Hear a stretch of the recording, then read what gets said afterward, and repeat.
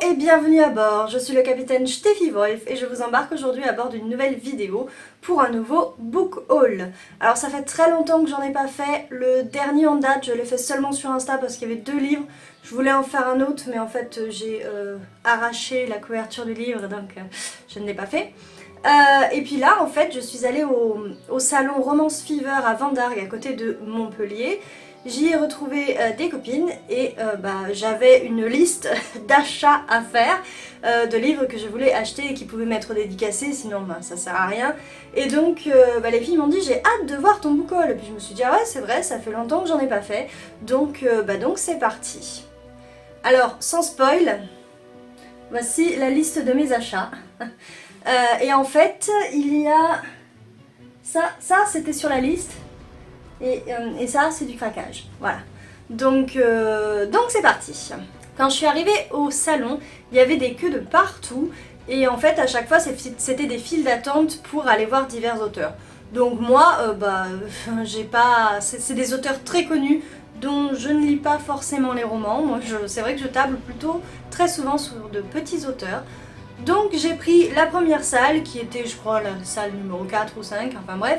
Je suis rentrée et face à moi je vois le stand des éditions du Chat Noir. Je me dis bah ça tombe bien, c'est aux éditions du Chat Noir que je veux aller.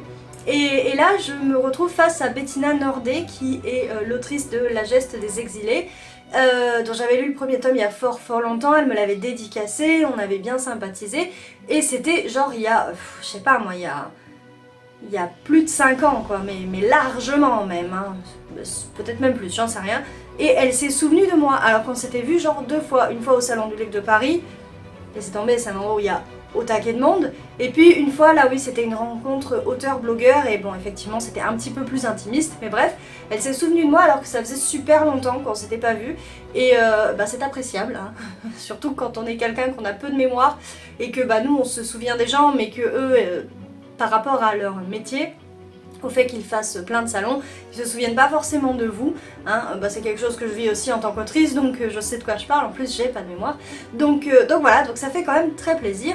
Mais bref, c'était pas pour Bettina que j'étais là, c'était parce que j'avais vu, avec les éditions du Chat Noir, généralement il y a Cécile Guyot. Et de Cécile Guyot, je voulais acheter un livre en particulier, sauf que quand j'ai vu... le descriptif des éditions du Chat Noir, les auteurs présents, je vois pas Cécile Guyot. Alors sur Insta, je pose la question, mais est-ce qu'elle sera là? Ils m'ont dit oui, sur le stand. Et pourquoi? Parce que j'avais envie de lui acheter Lullaby, je sais pas comment ça se prononce, mais alors absolument pas, qui est une petite romance, alors vraiment toute petite, hein, c'est une novella, une petite romance qui... on vous met derrière les espèces de hashtags psychiatrie, émancipation féminine, onirisme. Ça se passe dans les États-Unis des années 20. On a ici une histoire d'amour, une romance entre 2 femmes, il me semble. Et j'ai vraiment très hâte de le lire, de le découvrir, parce que je n'ai entendu que des avis positifs sur cette novella. D'ailleurs, quand je suis ressortie de la salle où j'étais sortie finalement qu'avec ce roman-ci, j'ai croisé les copines et elles m'ont dit ah ouais très bon choix. Donc voilà, j'ai vraiment hâte de le lire, en plus il est tout petit, je pense que ça se lit vite et bien, j'ai très hâte de retrouver la plume de Cécile Guyot. Mon deuxième achat c'est aussi une autrice que je connais, dont j'ai lu plusieurs romans. J'ai lu ses Irish Renegades, j'en ai lu 2 ou 3 tomes, c'est de la romance contemporaine et je les ai lus seulement en numérique. L'année dernière, déjà au salon, il était prévu que je rencontre cette autrice pour lui acheter un livre en particulier, sauf qu'au dernier moment, il me semble, elle a décommandé ou seulement pour le jour où moi je devais y aller, et donc je n'ai pas pu la rencontrer. Et j'étais fort déçue, et là quand j'ai vu qu'elle était là de nouveau, eh bien je suis allée la voir et j'ai pris le livre que j'avais prévu de prendre déjà l'année dernière. Et donc ce livre c'est Loup solitaire, le premier tome de Lune d'argent de Blandine P. Martin, qui est une autrice auto-éditée. Et j'ai vraiment hâte de lire ce livre. Comme je vous dis, je l'ai lu dans de la romance contemporaine et j'ai vraiment beaucoup aimé sa plume. Là on me parle Bitlit, on me parle loup-garou, forcément j'en ai très envie. En plus c'est l'histoire d'une maman solitaire, donc on est quand même, avec Blandine P. Martin, on est sur des héros qui sont vraiment à l'âge adulte, hein. C'est pas des young adultes ou des jeunes adultes, non, on a vraiment des héros qui sont dans l'âge adulte, qui sont installés dans leur vie et pour lesquels évidemment tout va de travers, hein, sinon il n'y a pas d'histoire. Et j'ai hâte de la retrouver là-dessus. On est certainement, on est sur une romance également, comme les livres que j'ai pu lire d'elle. Donc romance en slow burn, ça prend son temps. Voilà, la dernière que j'ai lue, je me souviens, ça prenait vraiment son temps. On a plus de la moitié du roman, ils sont pas ensemble. Pourquoi? Parce qu'une relation, ça se construit et elle arrive particulièrement bien à les construire. Donc j'ai vraiment très hâte de plonger dans ce livre que j'attends depuis 2 ans.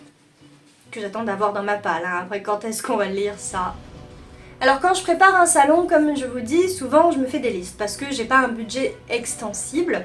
Ça va, mais bon, disons que de toute manière j'ai pas envie de dépenser trop dans les livres, surtout quand je vois que ma palle elle commence à être un peu étriquée, donc il va falloir que j'en lise.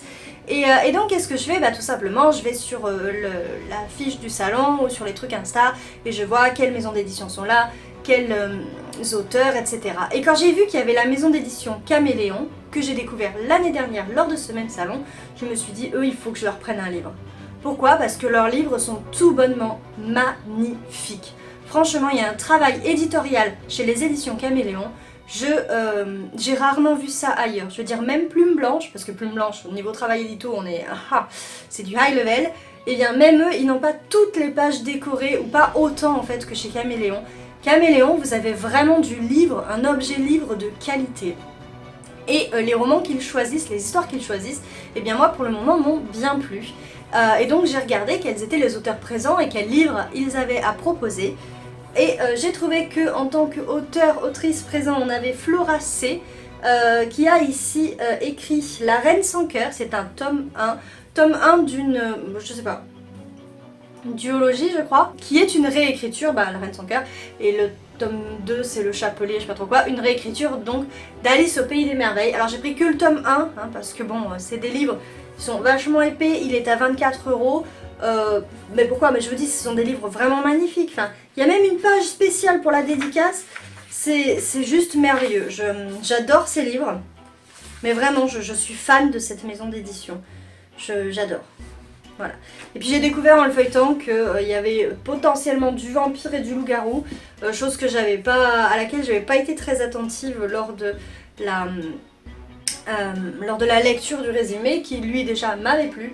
Donc on est ici dans une réécriture d'Alice au Pays des Merveilles en mode thriller fantastique, donc j'ai vraiment très hâte de le lire, je vous dis, à la fois pour l'histoire, parce que j'adore les réécritures de contes, même si Alice c'est loin d'être mon préféré, et puis parce que le livre en lui-même est magnifique, mais pour le coup il pèse son poids. Voilà, donc j'étais allée chez les éditions Caméléon pour ce livre-ci. Et j'avais vu qu'une autrice dont je viens de finir la duologie, Nani Bay, avait sorti un livre, ou en tout cas était en train de sortir un livre sur les vampires. Il était en pleine campagne Ulule lorsque j'ai vu l'info, et je me suis dit, oula, mais ce serait trop bien qu'il y soit pour Vendargue. Donc pareil, j'ai communiqué avec la maison d'édition, et j'ai dit, est-ce que vous pensez que potentiellement vous aurez le livre? Et l'éditrice m'a répondu, enfin je pense que c'est l'éditrice, parce que c'est quand même une petite maison d'édition, ou ça chargé de com, enfin bref, l'AME m'a répondu que peut-être, hein, s'ils étaient déjà arrivés, sinon tant pis. Et moi je me suis dit, chouette, s'il y est, je le prends. Et what a surprise, il y était.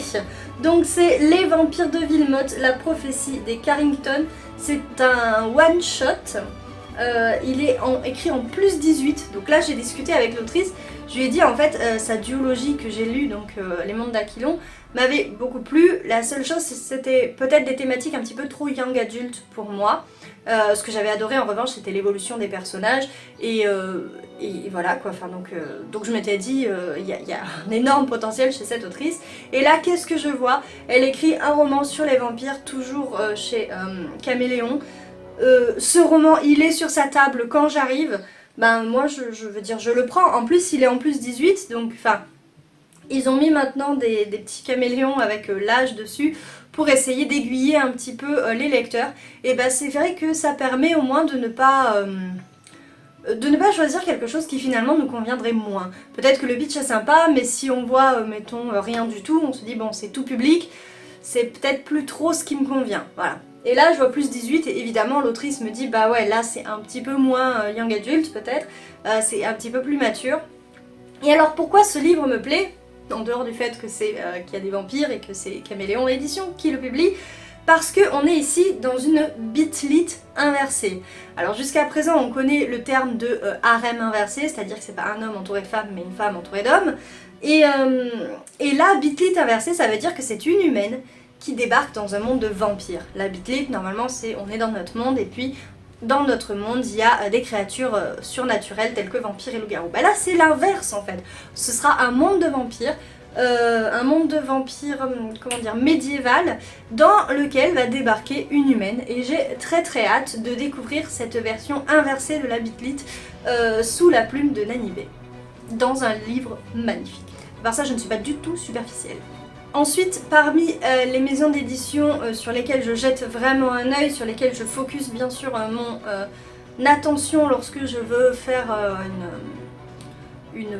des achats, une liste d'achats, c'est aussi la maison d'édition qui va organiser, ou qui en tout cas est l'instigateur ou l'instigatrice du coup du salon. Et il se trouve que avant d'Argues, c'est plus ou moins l'Abeille Bleue, en tout cas c'est une fille qui est dans l'Abeille Bleue ou qui les soutient, ou je sais plus trop exactement l'histoire, vous m'excuserez. Et donc l'Abeille Bleue c'est une maison d'édition que je suis à chaque fois ou à laquelle je vais rendre visite quand je vais à ce salon. J'avais lu un petit roman d'eux, une romance de Noël toute douce qui m'avait beaucoup plu et je me suis dit cette maison d'édition a un énorme potentiel. Là récemment j'ai lu donc les... je sais plus quoi d'Altaï de Flora Lune qui m'avait aussi plus ou moins bien plu. Plus ou moins, ouais, enfin... Voilà, encore une fois, c'est du young adulte, je m'y attendais pas et c'est ça qui m'a déplu. Il faut que j'arrête de lire du young adulte, ou alors il faut qu'il soit un peu plus adulte. Donc là, c'est ma faute si ça me plaît moins. Parce que j'ai grandi, hein, voilà, super. Bref, donc je suis allée les voir et puis il y avait un roman qui m'a tiré, que j'avais mis sur ma liste, c'était Lumen, donc de C.S. Ferry, avec une petite phrase d'accroche ici, l'amour ne s'arrange pas. C'est ici une romance, visiblement, fantasy, comme on peut le voir là. C'est un one-shot, donc ça c'est parfait, c'est un petit pavé. On a une femme qui est mi-humaine, mi-étoile, et qui se retrouve à la tête d'un royaume. Elle se retrouve propulsée reine. Elle ne sait pas être reine, mais elle ne sait pas non plus que faire de son don qui lui vient de sa partie mi-étoile. Et donc elle doit apprendre à gérer un petit peu tout ça, sachant que quand vous avez un royaume sur les épaules, c'est pas forcément facile, voilà. Donc j'ai vraiment envie de découvrir à la fois cette plume et cette histoire. Et voilà, donc je le lirai dès que possible. Donc bien que, juste un petit rajout, bien que l'héroïne soit jeune, on vous dit une jeune fille qui rêve d'amour, enfin qui a un petit peu la tête dans les étoiles, comme nous quand on est jeune, alors plus ou moins, eh bien elle a quand même un lourd poids sur les épaules, le fait d'être reine, d'avoir un royaume en charge, un don qu'il faut absolument qu'elle maîtrise, et puis mine de rien ce royaume est en danger, donc il va y avoir un background qui est pas très qui potentiellement ne sera pas très jeunesse, et donc ça devrait me plaire. Voilà pourquoi, encore une fois, j'ai fait l'acquisition de ce roman. Et c'est tout donc pour ma liste que j'avais faite. Sur ma liste, il y avait également plein d'auteurs avec des points d'interrogation, en mode est-ce que j'achète ou pas. Il y avait des auteurs avec des zéros, ceux-là j'en veux pas. Oui, parce qu'au bout d'un moment, il faut quand même faire un tri. Et puis lorsque j'étais sur le stand de Caméléon, j'entends les copines qui disent oui, telle autrice, je la connaissais avant qu'elle soit chez BMR. Et je me dis tiens, ça m'interpelle, à l'occasion je passerai voir ce qu'elle fait. Et donc bien sûr je passe voir ce qu'elle fait. Cette autrice, elle s'appelle Célia Aden. Et je vois sur sa table des romances, bien sûr des romances contemporaines chez BMR. Et elle me dit est-ce que je peux vous parler de mes livres? Je dis bien sûr. Et donc je regarde les couvertures et franchement, bon c'était pas mon genre, je voyais bien, mais il y en a une couverture qui était assez solaire et je lui ai demandé de m'en parler. Il s'agit des Vacances à mon cœur, donc du coup de Célia Aden aux éditions BMR.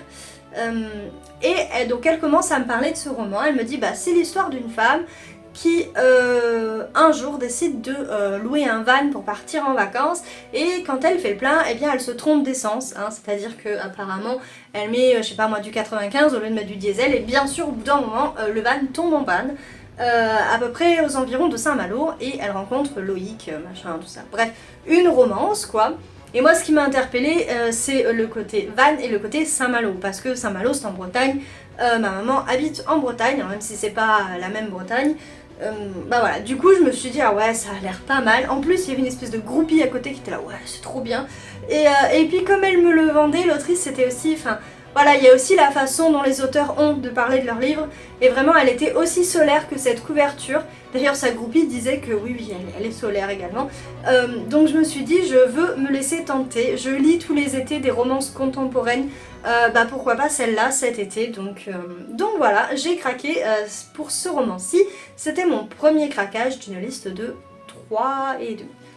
Ensuite je suis passée plusieurs fois sur le stand des éditions Elixiria, donc auquel j'avais acheté déjà au Grès Imaginaire des romans.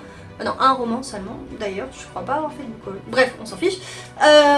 Et donc je la croise et elle me dit on se connaît, oui. Alors là encore une fois, petite fierté personnelle d'être reconnue par une autrice, surtout quand vous avez lu un de ses romans et que vous avez adoré ce roman-ci, que vous n'avez à aucun moment regretté de l'avoir acheté, que vous vous êtes régalé alors que vous ne saviez pas du tout à quoi vous vous embarquiez, même si l'autrice était sympa, avenante, souriante, etc. Quand vous connaissez pas, vous connaissez pas. En plus, il n'y a personne à côté pour vous dire c'est bien, c'est nul, vas-y lis-le, ça parle de ça, moi j'ai bien aimé pour ça. Non, rien du tout. J'avais juste craqué pour ce que m'avait dit l'autrice, pour l'échange qu'on avait eu, et donc je savais que sa plume était sympa. Et déjà à l'époque, c'était à Pusignan en 2022 je crois, déjà à l'époque, donc j'hésitais entre deux romans. Ce roman-ci que j'avais pris, et puis un autre où il était question d'une dystopie en 3 tomes, l'histoire d'une fille qui vit dans un monde où la musique, ou la mélodie de manière générale, est interdite. Et donc voilà, c'est quand même assez intéressant. Et donc je passe plusieurs fois devant ce stand, on se fait des sourires, machin et tout. Et j'ai dit je craquerai un jour, pas forcément aujourd'hui, mais un jour je craquerai pour cette dystopie, ou en tout cas au moins pour le premier tome. Puis elle me dit oui, je fais un cadeau avec et tout. Double et demi, enfin bref, no spoil. et donc j'ai dit bah un jour je craquerai. Et puis on continue avec les copines, et puis elles s'arrêtent à un stand, voilà, parce qu'elles aussi elles ont craqué pour un livre chacune, waouh. À côté je fais office de dépensière incroyable, mais bon, bref, peu importe. Donc elles sont à ce stand là, moi j'étais pas trop intéressée, c'était justement une histoire de harem inversé. Et moi c'est pas trop mon truc, surtout quand on me dit ils sont tous dans le même lit tout le temps, non, pas forcément pour moi. Et donc qu'est-ce que je fais? Je regarde à côté, et à côté il y a le stand des éditions Elixiria. Et là à côté il y a une femme qui me dit oh, j'adore votre pierre, parce que j'avais un bijou ici qui est une pierre de lune, je dis elle est bien et tout, et donc on commence à discuter de ça. Et puis je me baisse et je vois son roman, mais le livre il est magnifique. Donc je dis bah écoutez, puisque je suis là, parlez-moi. Ce livre, vous vous doutez bien que je l'ai acheté, alors on est d'accord qu'il est superbe, hein. Donc Pour te venger de G.H. David, ça faisait partie des autrices pour lesquelles j'avais mis un 0, je comptais absolument pas acheter ce livre, il me disait rien du tout, mais là elle m'en a parlé. Et ça m'a fait penser en fait aux romances contemporaines que je lis chez Blandine P. Martin. Et alors là, la boucle est bouclée. C'est donc une romance à suspense avec un slow burn. Et les Irish Renegades, c'était un petit peu ça. Là, vous avez l'histoire d'une avocate qui a vu, il me semble, sa famille décimée, qui revient dans une ville, Atlanta, je crois. Ville de Géorgie, Atlanta, ouais, c'est ça. Et qui décide, par la loi, de s'en prendre à la mafia qui a décimé sa famille, si je me souviens bien. Et donc sur le coup, quand elle me raconte ça, je me dis c'est quand même pas mon genre de lecture. Mais pareil, elle avait cette façon de parler de son livre, et puis son livre franchement il est magnifique.